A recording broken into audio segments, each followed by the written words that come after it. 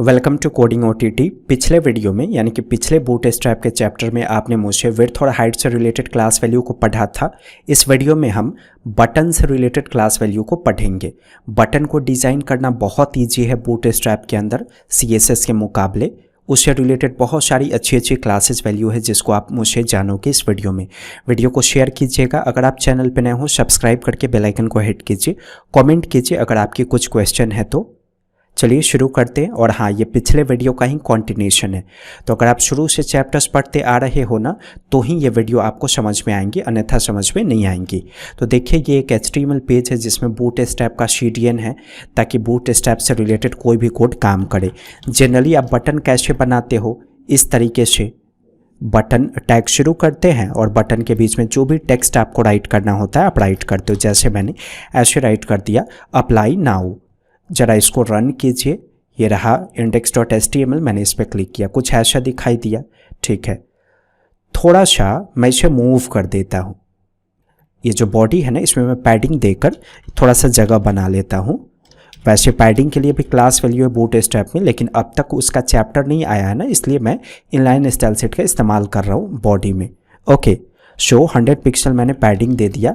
बस इस वजह से मैंने पैडिंग दिया ताकि अच्छी तरीके से बटन को मैं दिखा सकूं आपके सामने। अब ये बटन मुझे डेकोरेट करना है बूटस्ट्रैप की सहायता से, तो उसके लिए बटन में आप क्लास का वैल्यू ऐड करोगे BTN। सबसे पहले ये क्लास वैल्यू ऐड कीजिएगा। जैसे ही आप सेव करोगे ना तो बटन का जो डिफ़ॉल्ट डिज़ाइन होगा ना HTML वाला, वो चला जाएगा। फिर आप डिसीजन लेना कि आपको बटन का कौन सा कलर चाहिए। तो जो कलर आप इस्तेमाल करते थे ना BG के बाद, प्राइमरी, सेकेंडरी, डेंजर, वार्निंग, वो सब यहाँ दे सकते हैं। अगर आप राइट करते हो BTN-प्राइमरी तो ये बटन कुछ ऐसा दिखाई देगा, कुछ ऐसा कलर होगा बटन का। ठीक वैसे ही प्राइमरी के बाद सेकेंडरी कलर अगर आप देते हो तो कुछ ऐसा बटन आपको दिखेगा। सेकेंडरी के बाद डेंजर का अगर आप इस्तेमाल करते हो तो कुछ ऐसा दिखेगा। उसके बाद अगर आप वार्निंग का इस्तेमाल करते हो तो ये कुछ ऐसा दिखेगा। वार्निंग के बाद अगर आप इन्फो का इस्तेमाल करते हो तो बटन आपका कुछ ऐसा दिखेगा। इन्फो के बाद अगर आप सक्सेस का इस्तेमाल करते हो तो बटन आपका कुछ ऐसा दिखेगा। ठीक वैसे ही अगर आप इसके बाद लिंक का इस्तेमाल करोगे ना, BTN-लिंक, तो ऐसा करने से बटन जो है ना आपका लिंक की तरह दिखेगा, यानी कि ब्लू कलर में टेक्स्ट हो जाएगा और उसके नीचे अंडरलाइन आ जाएगा। तो जनरली कलर चेंज करने के लिए BTN- उसके बाद यहाँ पे प्राइमरी, सेकेंडरी, डेंजर, वार्निंग, इन सब चीज़ों का इस्तेमाल करेंगे। ऑलरेडी आपने पढ़ा था टेक्स्ट कलर चेंज करते वक्त कलर का वैल्यू और बैकग्राउंड कलर चेंज करते वक्त कलर का वैल्यू, तो वही कलर का नेम आपको यहाँ पे डिफाइन करना है। तो अभी मैंने बटन से रिलेटेड कितना क्लास वैल्यू बताया आपको। सबसे पहला BTN से क्या होगा, डिफ़ॉल्ट डिज़ाइन HTML वाला बटन का हट जाएगा। उसके बाद मैंने आपको बताया BTN-प्राइमरी ताकि प्राइमरी कलर हो जाए। फिर उसके बाद मैंने आपको बताया BTN-सेकेंडरी। फिर उसके बाद मैंने आपको बताया BTN-डेंजर। उसके बाद मैंने आपको बताया BTN-वार्निंग। फिर मैंने आपको बताया BTN-इन्फो। इसके बाद मैंने आपको बताया BTN-सक्सेस। अगर मैंने सक्सेस नहीं बताया तो लिखकर प्रैक्टिस कर लीजिएगा। उसके बाद मैंने अभी आपको बताया BTN-लिंक। ऐसे तो जनरली इतना क्लास वैल्यू मैंने अभी आपको बताया बटन से रिलेटेड। और भी क्लास वैल्यू, जैसे आप चाहते हो कि बटन जो है वो बड़ा साइज़ का दिखे तो इसके लिए क्लास वैल्यू ऐड करेंगे BTN-LG। छोटा साइज़ का अगर आपको बटन दिखाना है ना तो उसके लिए क्लास वैल्यू ऐड कर देंगे BTN-SM, तो छोटा साइज़ का दिखेगा।